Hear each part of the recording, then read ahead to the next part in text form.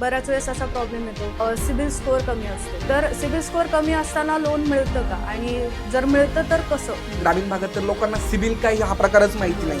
सगळ्यात पहिले बँक तुमची कुवत आहे किंवा तुमचा सोर्स ऑफ इन्कम नाही चेक करत. सगळ्यात पहिले तुमचं सिबिल चेक केलं जातं. काही लोकांकडे राहायला घरही नाही येत, बोथ रेंटेड, जर बिझनेसची जागा पण रेंट नाही आणि तुम्ही राहताय पण रेंट नाही, तर बँक फंडिंग करायला विचार करते. वकिली खूप मोठी निगेटिव्ह प्रोफाईल आहे लोन देण्यासाठी. बँकेचे किंवा बँक मॅनेजरच्या पॉईंट ऑफ व्ह्यू, वकील झालं किंवा कुठलाही गव्हर्नमेंट सर्वंट झाला, डिपार्टमेंट असेल किंवा अजून माझ्यासारखा कन्सल्टंट असेल, मला कोणी लोन देत नाही, कारण आमच्या ज्या प्रोफाईल आहेत आम्हाला या गोष्टी माहिती आहेत. आणि कसं असतं, एनबीएफसी थर्ड पार्टी रिकव्हरी असते, स्वतः रिकव्हरी करत नाही. थर्ड पार्टीकडनं रिकव्हरी करतात, त्यांचे बाउन्सर्स, त्यांचे एजंट, त्यांचे रिकव्हरी ते बॉडीगार्ड वगैरे जाऊन, आणि एकदम चुकीचं आहे. आरबीआय सांगतं की तुम्ही जर अशा प्रकारे जर कोणाकडे रिकव्हरी करत असाल तुम्ही आम्हाला कळवा.